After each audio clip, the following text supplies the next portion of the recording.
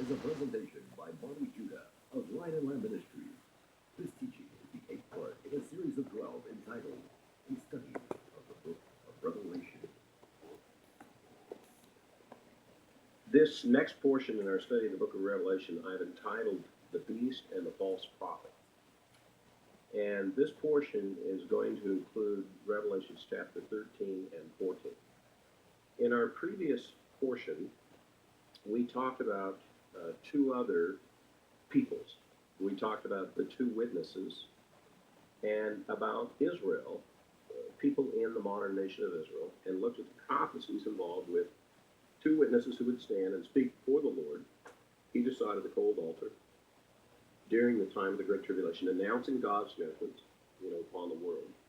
And then we looked at those in Israel who would trust the Lord, who would be delivered, and this incredible prophecy of them being delivered in the wilderness with this miracle of the Red Sea in reverse. And immediately, the book of Revelation is now going to shift from that subject to two more persons, entities, but this time they are not on God's side. These are the enemies of God. And so we begin being introduced to a particular individual and a compadre that's going to work in conjunction with him during the time of the Great Tribulation. So with that, let's begin reading Revelation chapter 13, beginning at verse 1. And he stood on the sand of the seashore, and I saw a beast coming up out of the sea, having 10 horns and 7 heads, and on his horns were 10 diadems, and on his heads were blasphemous names.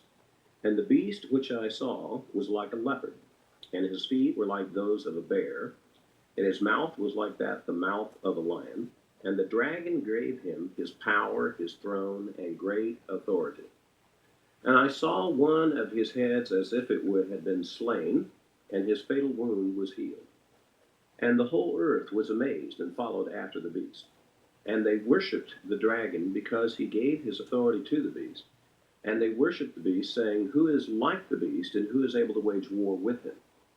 And there was given to him a mouth speaking arrogant words and blasphemies, and authority to act for 42 months was given to him. And he opened his mouth in blasphemies against God, to blaspheme his name and his tabernacle, that is, those who dwell in heaven.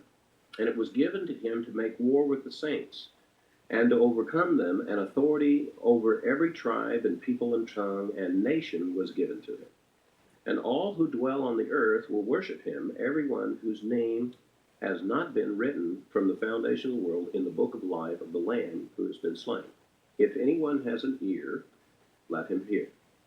If anyone is destined for captivity, to captivity he goes. If anyone kills with the sword he must be killed. Here is the perseverance and faith of the saints.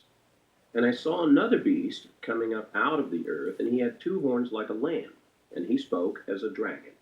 And he exercises all the authority of the first beast in his presence, and he makes the earth and those who dwell in it to worship the first beast whose fatal wound was healed.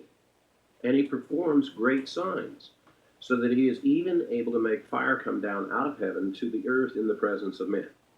And he deceives those who dwell on the earth because of the signs which it is given him to perform in the presence of the beast, telling those who dwell on the earth to make an image to the beast, who had the wound of the sword and has come to life.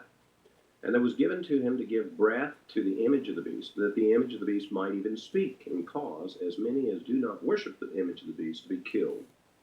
And he causes all, the small and the great, the rich and the poor, and the free men and slaves to be given a mark on their right hand or on their forehead. And he provides that no one should be able to buy or sell except the one who has the mark, either the name of the beast or of the number of his name. Here is wisdom. Let him who has understanding calculate the number of the beast, for the number is that of a man, and his number is 666. Of all of the passages that we have in the book of Revelation, this chapter probably dominates most people who study the book of Revelation. It's an intriguing set of prophecies that tells us that there's somebody else coming. An anti-Messiah, an antichrist is coming. Just as there were many men before who studied the prophets and studied the prophecies, trying to understand how the Messiah was going to come the first time. You and I are in the interesting position of having seen the Messiah come and being able to study the prophecies and see that Yeshua of Nazareth fulfilled the prophecies of the Messiah, although there is some debate and dispute in the world, with regard to that. And we can analyze those prophecies and analyze the arguments both for and against. And so we are in this rather interesting, enviable position in that we believe in the Messiah and we've seen prophecies of him to come and seen how people deal with those prophecies, both for and against. And here we sit, and there's another one to come. Only this time it'll be an anti-Messiah who will come.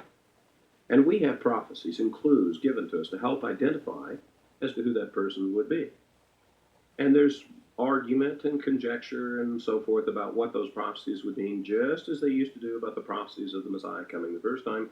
We live in a time when we're expecting this man to appear at the end of the ages at the Great Tribulation, and he has a whole series of prophecies on it. To put it in real simple terms, your average prophecy student, or teacher for that matter, if you can be the guy who can identify the beast, identify who the antichrist is, before he's really fully revealed to the world, my goodness, you have done a very interesting thing when it comes to end-time prophecy. It would be said of you that you have some rather interesting understandings about the book of Revelation, because here is a prophecy that specifically speaks not about the anti-Messiah, but about a certain kind of man that would live at the end of the age who would be able to do this thing. Identify who the anti-Messiah is before he's revealed to the world. And if you look at verse 18, here is wisdom. Let him who has understanding calculate the number of the beast. What's the subject of the prophecy? Him who would have understanding. Now, I mentioned to you before, let's go back all the way to the very first lesson that we did about Revelation. And we talked about the angel that would show to John the things that we have in this book.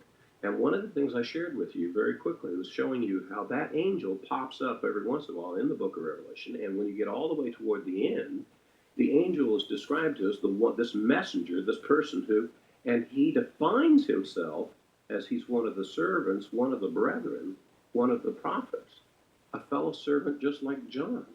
Angels don't call themselves fellow servants of John. Men do. It was some man, someone who understood these things and helped John to see him. And that while that's a very intriguing thought about a future tribulation saint, a future person who can't, talk about your back to the future scenarios here, helping John to understand. Here's a very specific reference about a certain men up into the future from the book of Revelation that would have this ability to see who this anti-Messiah is even before he's revealed to the world. And we do know he is to be revealed to the world. 2 Thessalonians 2.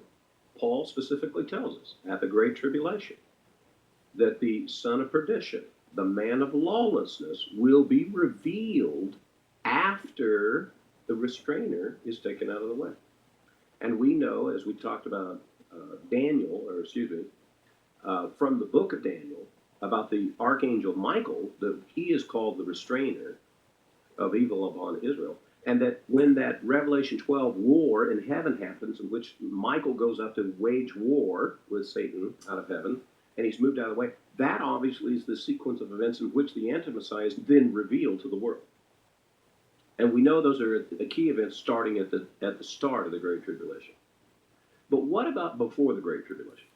I mean, if this man is a real man and he's operating in the world, wouldn't there be clues and prophecies that maybe we could identify where he would come from and so forth? Well, yes. In fact, these prophecies are some of the key, most stimulating prophecies to help us to identify him. And it doesn't mince words. It talks about the ability to identify him and recognize him even before he's revealed to the world. But it's certain people who have the ability to do that. Now, this isn't a single prophecy about this. There are a series of other prophecies that talk about these, and it's not just one man, it's many that will be able to do this. In fact, if I Back to Daniel chapter 12.